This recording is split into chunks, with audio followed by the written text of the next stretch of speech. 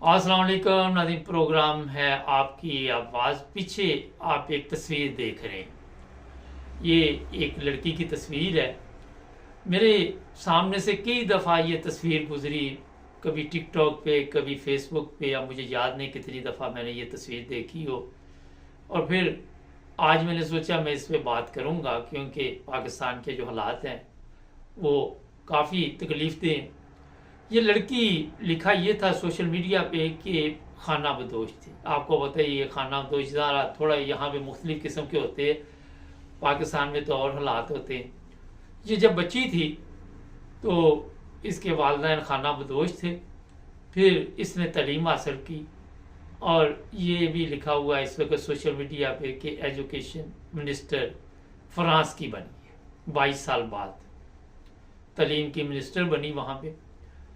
मैंने इसलिए आपको ये तस्वीर दिखाई कि जो तरक्की याफ्ता ममालिक हैं उनमें और हमारे मुल्क में क्या फ़र्क है।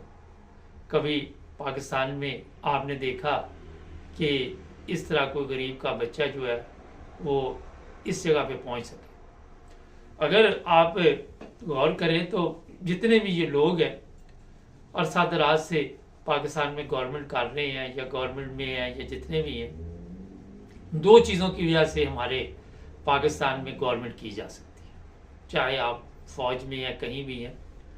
पहली चीज़ तो ये है कि अगर तो आपके पास पैसा है, जागीरदार है, तो फिर विरासत में आपको अगली कुर्सी मिल जाती है। जिस तरह ये ज़िया की औलाद देख ले, भुट्टो की औलाद देख ले, दूसरे तीसरे आप सबके सामने फजल रहमान है, जितनी भी पार्टियों के बंदे हैं, इनके बच्चे फिर आगे आते हैं, आके आपके ऊपर फिर हुकूमत करते हैं। गरीब का बच्चा वहाँ पे मेरा नहीं ख्याल कि गवर्नमेंट में पहुँच सके। और दूसरी चीज़ होती है कि आपके कुछ तल्लुकात हों, आप कोई ऐसे तल्लुकात करने में कामयाब हो जाए, जायज़ या नाजायज़, चाहे ख़वातीन है या जो भी है, जिनके ज़रिए फिर आप ऊपर आ सके। और वो तल्लुकात आपने देखा यहाँ साद रफ़ीक है, उसने इस्तेमाल किए। ये आपका ये जो आजकल वो क्या नाम है, वो दाढ़ी वाला लेला अता तारड़, वो हुआ, इसका बाप सदर था मगर फिर इसने तल्लुकात इस्तेमाल किए। और ये भी आपके इल्म में है कि आजकल नून लीग के लिए काफ़ी भाग दौड़ कर रही है। वो दाई की बेटी मरियम औरंगज़ेब, आपको याद होगी, अभी भूले नहीं होंगे। ये जितने लोग हैं इन्होंने तल्लुकात को इस्तेमाल किया और ऊपर आ गए, इनका स्विच लग गया और स्विच के ज़रिए ये गवर्नमेंट में आ गए। गरीब की बात कर ले तो जमशेद दस्ती का नाम ही ले लेते हैं कि एक दफ़ा वो जब जीत गया तो उसने इनके राजों से पर्दा उठाया, तो बाद में उसको कभी जेल में डाल दिया, कभी कुछ कभी कुछ, कई किस्म के तमाशे चलते रहे।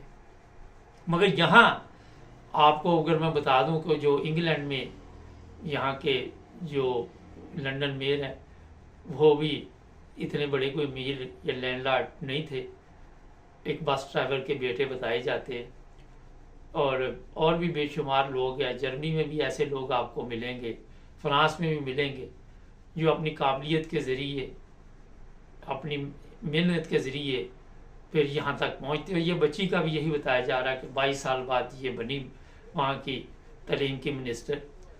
तो ये फ़र्क है हमारी कौम में। आज आप देखें जो हमारी कौम के बच्चों के साथ सलूक हो रहा है, जो बच्चों के साथ रवैया है, वो आप क्या समझते हैं कि गरीब के बच्चों के लिए स्कूल जो अमीरों को बेचने का प्रोग्राम बना हुआ।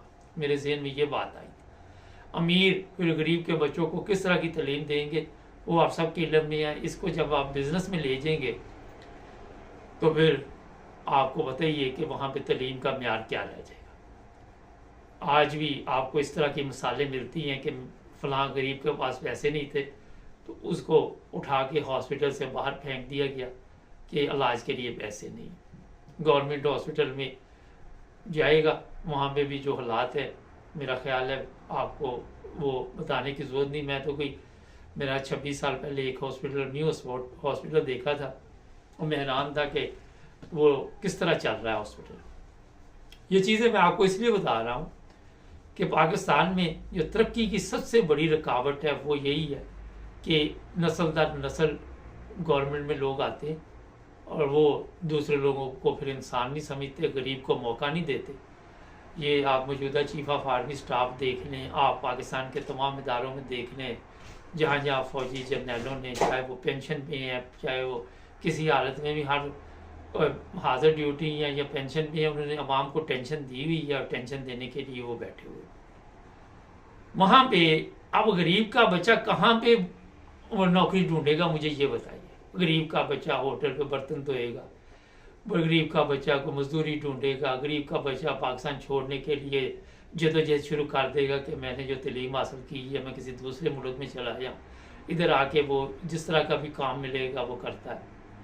ये पाकिस्तानी कौम की बदकिस्मती से समझ लें, पाकिस्तानी जो नस्ल है उसकी भी बदकिस्मती समझ लें कि बड़ों ने वो हक अदा नहीं किया।